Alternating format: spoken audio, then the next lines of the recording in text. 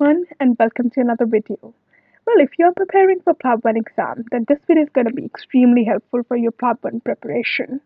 If you're someone new, please consider subscribing to my channel and don't forget to press the bell icon so that you're notified whenever I upload a new video. So, first of all, let me summarize what you're going to learn in today's video. In today's video, I will discuss PLAB 1 sample question. This sample question is given by the GMC, the General Medical Council. So this one you can think of it like as an official GMC PLAB 1 sample question. Well, I will not only explain the correct answer, but more importantly, I'll discuss why the wrong options are wrong. In the end, I will also give you PLAB 1 clinchers or facts related to the sample question that you must remember, and that's going to be really helpful for your PLAB exam. So please make sure that you watch till the end.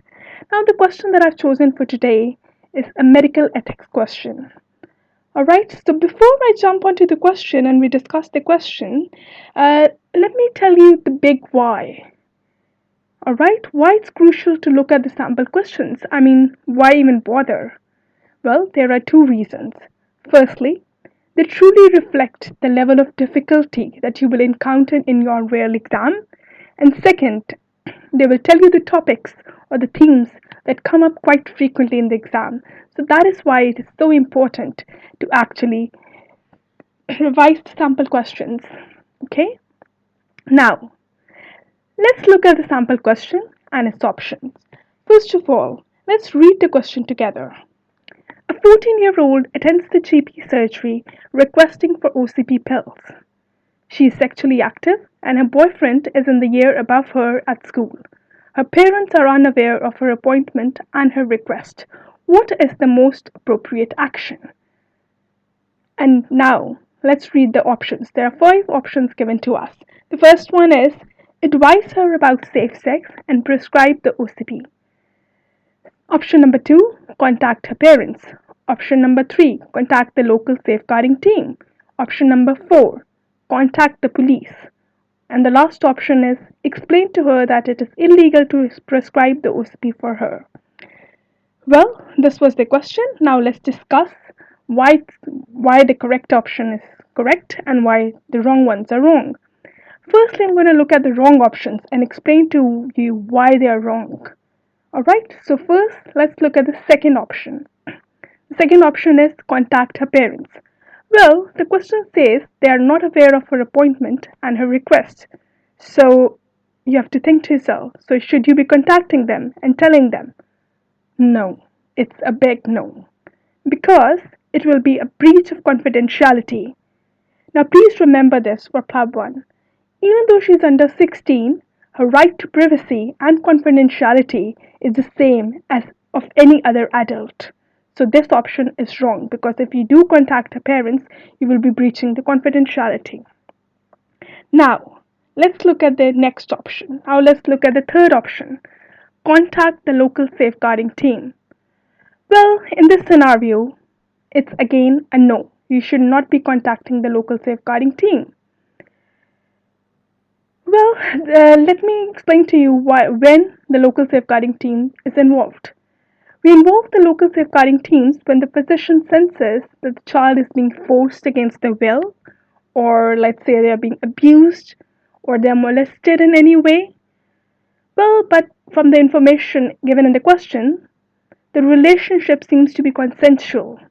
She is not being forced or she is not being abused in any way. So obviously you don't need to involve the local safeguarding team. So obviously this option is wrong.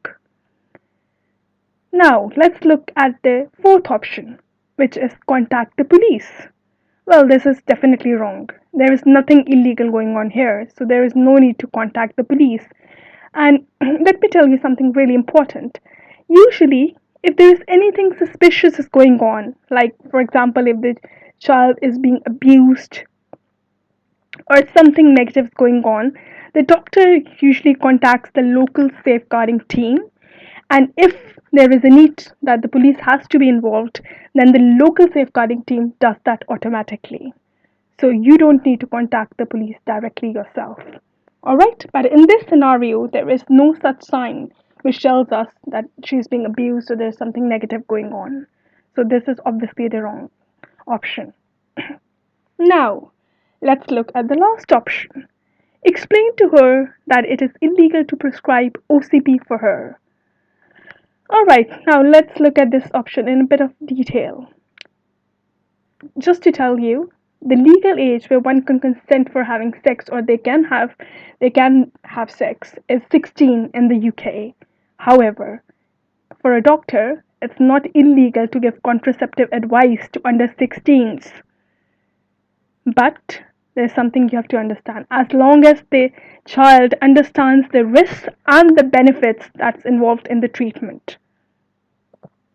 So, this option is wrong because it's not illegal for the doctor or the physician to actually prescribe her the OCPs. It's not illegal. It's not against the law. So, we have discussed all the incorrect options and why they are incorrect. That leaves us with something else. That leaves us with the only option which is the correct option, and that is A. The correct answer is you have to advise her about safe sex. Obviously, she's a minor, she's under 16, so you have to advise her about safe sex, and then you can prescribe her the OCP pills. That is the correct answer. Alright, now let's move on to a very important part.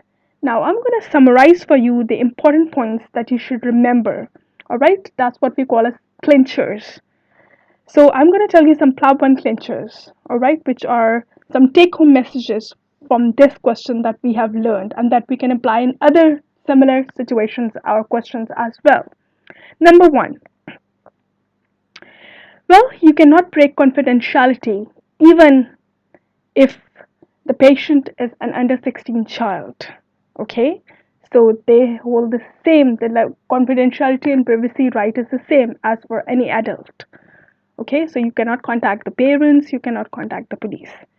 Okay, then the next thing that you have to remember is if there is anything suspicious going on, like you feel that the child is being abused, they are being molested, or they're being forced against their will, then you have to contact the local safeguarding team.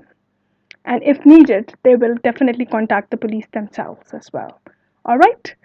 Okay, also, the third thing that you have to remember, the third PLAB1 clincher that you must remember from this question is you must provide contraceptive advice. Even though the person involved is a child, as long as the child understands, they are able to understand the risks and the benefits involved. And so that is to say that it is not illegal for a doctor to give contraceptive advice to under 16 or to a child, as long as they understand the risks and the benefits. Alright, so, well, this is something that you have to remember. This was all for today. I really hope that you found the video useful. Well, if you did, I really need some favor. If you did like the video, please hit the like button. If you're somebody new to my channel and you are a doctor who is preparing for PLAB1 or PLAB2 exams, then please consider subscribing to my channel, as you will find it really helpful for PLAB preparation. And don't forget to press the bell icon so that you're notified whenever I post a new video. Alright, and if you have any questions regarding this topic, this question that we have just discussed, please post it into the comment section below, because any questions that you guys post in the first 24 hours after I upload this video, I will try and answer each and every question personally. So if you have got any doubts, if you're not unsure about something, you can just post it in the comment section. I'll make sure that I will try and explain to you as clearly as possible. Alright? Okay, so that was all for today. I hope everybody is keeping safe with all the coronavirus thing going on. Please stay safe. Please stay inside.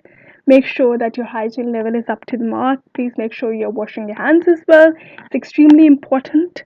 Alright, so please stay safe. Keep on preparing for your PLAB exam, and I wish you all the very best, and thank you so much for watching my video. Thank you. Bye bye.